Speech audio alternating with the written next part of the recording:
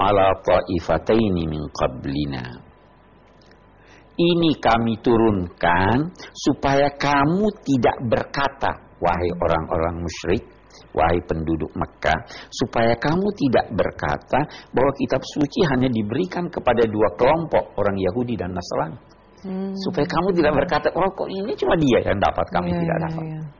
Ini kami turunkan untuk itu. Tapi saya ingin garis bawahi, diturunkannya Al-Quran agar mereka tidak berkata demikian, itu bukan tujuan dasar. Saya mau beri contoh. Kalau saya berkata begini, saya datang untuk bertemu si A. Ya, itu tujuan saya bertemu. Tujuan saya bertemu. Tapi kenapa saya mau bertemu? Ya kan? Saya mau bertemu, saya mau minta bantuan. Tetapi bertemu adalah jalan untuk tujuan yang lebih. Nah, kenapa Al-Quran diturunkan? Di sini dikatakan supaya kamu tidak berkata hanya mereka yang dapat, saya tidak dapat. Baik. Tetapi itu tujuan perantara. Sebenarnya tujuan dasarnya supaya dapat petunjuk. Ya kan? Dipahami maksud saya. Oke. Supaya kamu tidak berkata bahwa ini kitab suci hanya diberikan kepada dua kelompok, yaitu orang Yahudi dan Nasrani. Yahudi Taurat, Nasrani Injil, sebelum kami.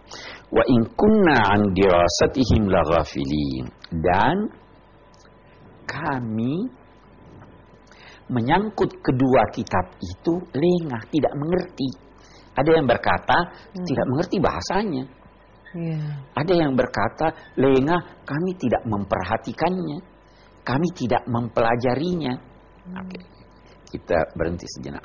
Allah tidak mau ada alasan bahwa kitab suci tidak dimengerti karena bahasanya. Jangan berkata, oh ini bahasanya jadi saya tidak bisa mengerti. Anda bisa belajar. Ya kan? Buktinya sekian banyak orang yang pandai, walaupun bukan bahasa ibunya bahasa Arab, ya kan? Nah, supaya jangan ada alasan nanti di hari kemudian. Nah, yang kedua, orang musyrik sendiri sadar bahwa kitab suci itu harus dipelajari. Itu orang musyrik. Orang musyrik ini kan dia berkata bahwa kami lengah tidak mempelajarinya. Jadi orang Muslim yang tidak mempelajari Quran itu, saya tidak mau berkata sama lah, terlalu kejam saya kalau berkata sama. Mempunyai sifat yang mirip. Pelajari dong. Ini salah satu kewajiban kita ya. Salah satu kewajiban kita mempelajari ini. Tidak ada alasan untuk berkata sulit. Karena Allah sudah mempermudah ini. Asal Anda mau. Baik. Insyaallah. Au taqulu law anna unzila alaina alkitabu lakunna ahda minhum. Kami juga menurunkan kitab suci ini supaya kamu tidak berkata nanti di hari kemudian, seandainya ada kitab pasti kami lebih hebat dari dia. Jangan berkata begitu. Udah saya berikan kamu kitab, permudah kamu memahami, supaya kamu mempelajarinya sehingga nanti di hari kemudian tidak ada dalih kamu katakan, ya Allah kami tidak tahu karena kami tidak diberi kitab suci. Ya Allah kami tidak tahu karena kami tidak faham bahasanya. Tidak ada dalih itu. Kamu berkata, ya Allah coba ada kitab suci, kami pasti lebih hebat dari mereka. Tidak ada. Tidak ada alasan itu. Lakunna faqad ja'akum bayyinatun mir rabbikum wa hudan wa rahmah. Tidak ada alasan itu sebab telah datang kepadamu. Saya seringkali berkata, Al-Quran itu seringkali berkata telah datang kepadamu.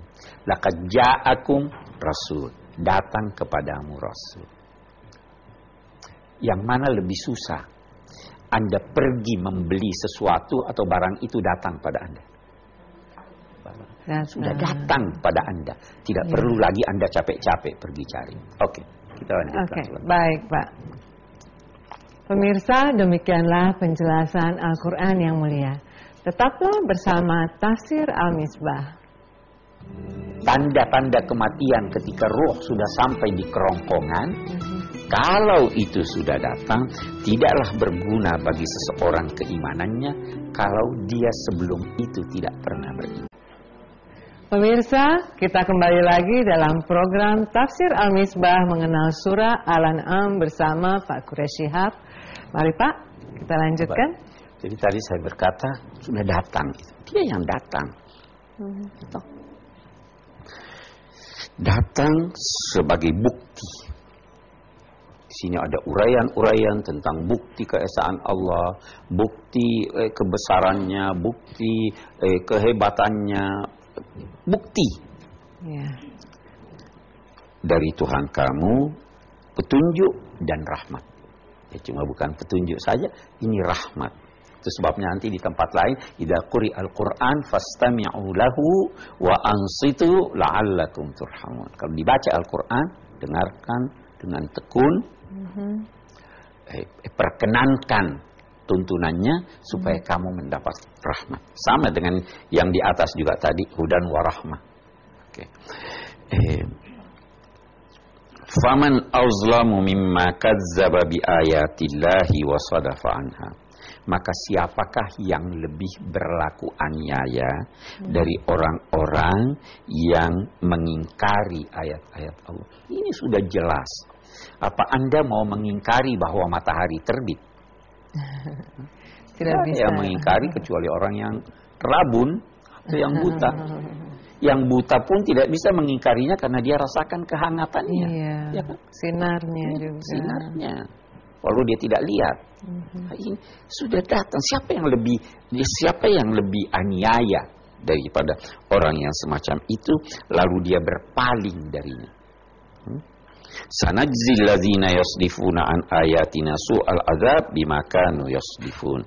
Nanti kami akan beri balasan terhadap orang-orang yang berpaling dari ayat-ayat kami dengan balasan berupa siksa yang sangat buruk disebabkan karena keberpalingan mereka.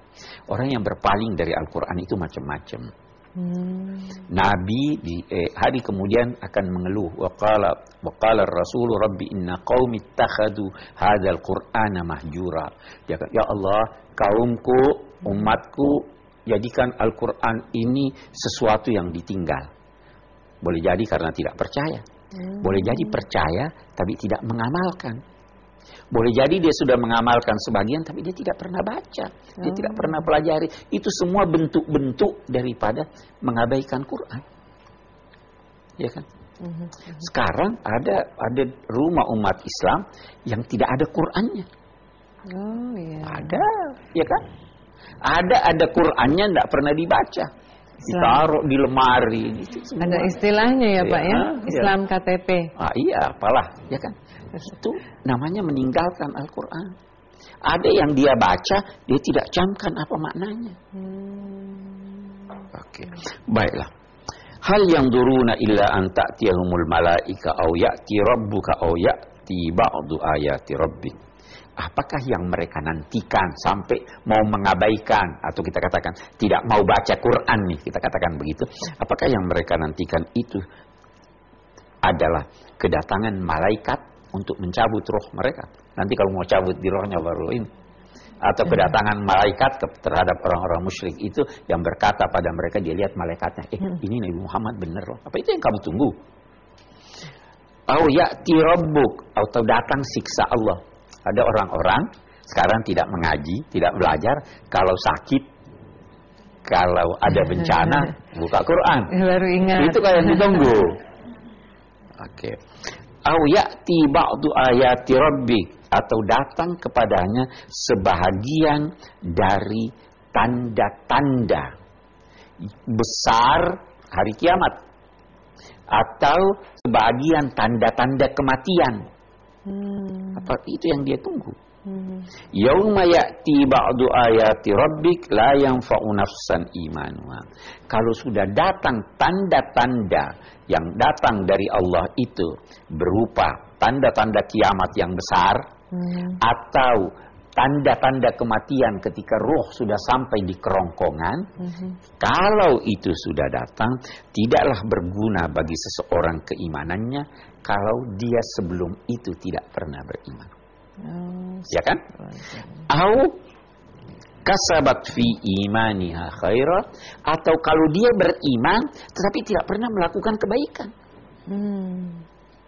Jadi tidak berguna imannya. Orang yang beriman kalau sudah mau tercabut rohnya, Tidak berguna juga keimanan orang yang beriman, tapi tidak pernah melakukan kebaikan. Fir'aun itu sebelum meninggal beriman dia. Tapi Allah berkata, al-an, baru sekarang kamu beriman. Sedang sebelumnya kamu tidak iman, sudah tidak berguna iman. Begitu juga orang selama ini percaya, tapi amalnya tidak ada.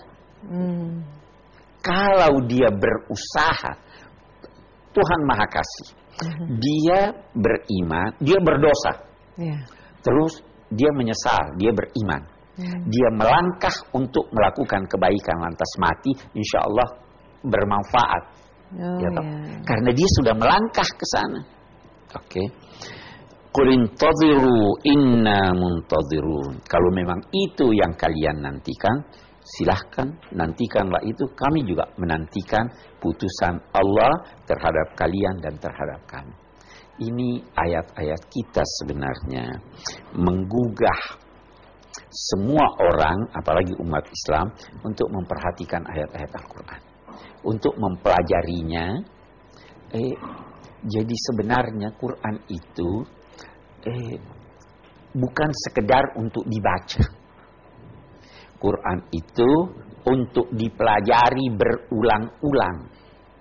Dan setiap Anda mempelajari satu ayat, boleh jadi Anda fahami ayat itu sekarang begini, besok Anda diberi lagi wawasan baru oleh Allah. Itu sebabnya tafsir Al-Quran tidak pernah baku. Tidak pernah kering. Tidak pernah kering. Jadi seumur hidup ya Pak ya? Sama, kalau sama dengan, saya beri contoh. Angin dari dulu seperti ini. Dunia kita dari dulu seperti ini. Dari dulu bumi bulat.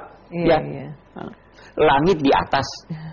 Orang yang mempelajari bumi, yang mempelajari langit, yang mempelajari bintang, itu setiap saat ada penemuan baru atau tidak? Bintangnya itu juga, buminya itu juga. Kenapa itu? Anugerah Allah. Mempelajari Quran persis seperti itu. Apa yang diuraikan oleh ulama lalu, ada ulama datang sebelumnya memberi wawasan baru. Begitu seterusnya sampai sekarang dan sampai yang akan datang. Karena itu di sini dikatakan dirasatihim, mengulang-ulangi membacanya. Iqra saja kan itu disuruh 2 kali kan? Iqra bismi rabbikal ladzi khalaq, khalaqal insana min 'alaq. Iqra lagi, baca itu berulang-ulang baca. Pasti ada manfaat yang Anda peroleh. Saya kira itu pesan ayat ini. Oke, baik, terima kasih Pak.